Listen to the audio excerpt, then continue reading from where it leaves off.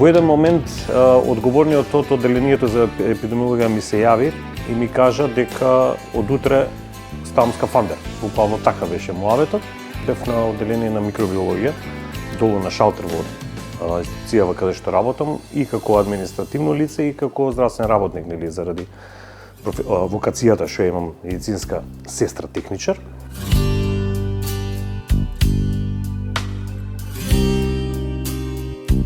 Неколку колеги тогаш не превзедоа од службата за дезинфекција и дератизација и еден период, некој 10 дена од прилика, бевме на терен, значи дезинфекција на градинки, на објекти, на училишта, било каде кај што ќе не пратеа. И од тогаш почна мојата приказна со активности околу пандемијата и космонаутизмот, така се смеам со едно детенце. Така всушност започна приказната во пандемијата.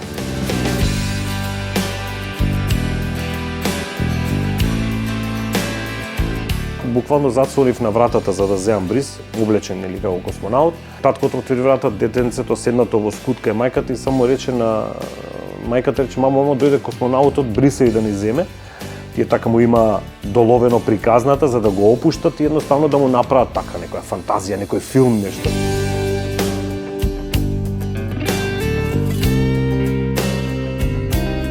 Подрум да мајче, подрум шетам. I'd be safe and warm if I was in LA. Дознав дека сум од некоја планета Зис, каде што се борам со тоа и тоа чудовиште, со вакво, па ги победувам, па ме поздравуваат, ми кажуваат: поздрави го тој и тој таму на таа планета. Најубавите работи во короната, кои се најубавите работи се кога ќе добиев порака, кој ќе ми се јавеше некој, значи завршив, преживеав, здрав сум, сето тоа, тие беа најубавите работи, дефинитивно.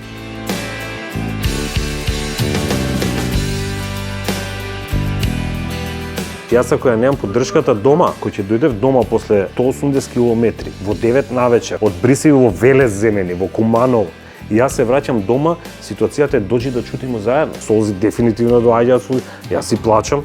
Значи, само што не од срам, ама не знам зошто едноставно гледам да го скријам тоа.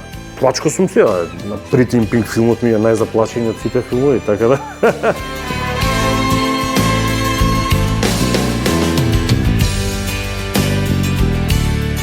Зошто и како навлегов во тој свет, може би една од причините што, ајде да речем, имам разбирање за нивната самотија, затоа што дефинитивно има премногу самотија кај нив, имам разбирање затоа што јас сум растен како единец, значи немам брат, сестра, колку и да сум имал и пријатели, и другари, и роднини, колку да биле тие тука, сепак најголем дел од денот си сам, нели? Гледајќи ги другите имаат со кого да се искараат, со кого да се буквално да се испорасправаат, да се гушнат, да се насмеат на родендени, на забави, мене ми недостасувало тоа, меѓутоа ете, ајде, сум го сватил на тој начин дека така ќе биде и готово, толку е се до тоа.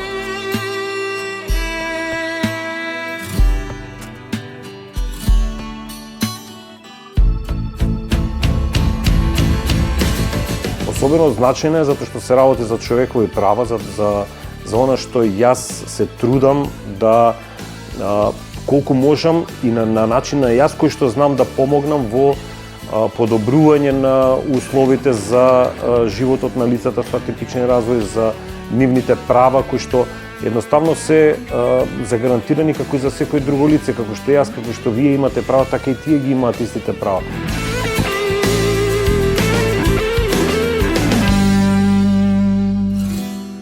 Често се смеам на она реклама на чоколад со ти не си ти кога си гладен, односно јас не сум јас кога не сум со децата, всушност тоа е тоа. Така да ќе го правам сето тоа додека можам, ќе бидам пораснато дете веројатно и на 100 години.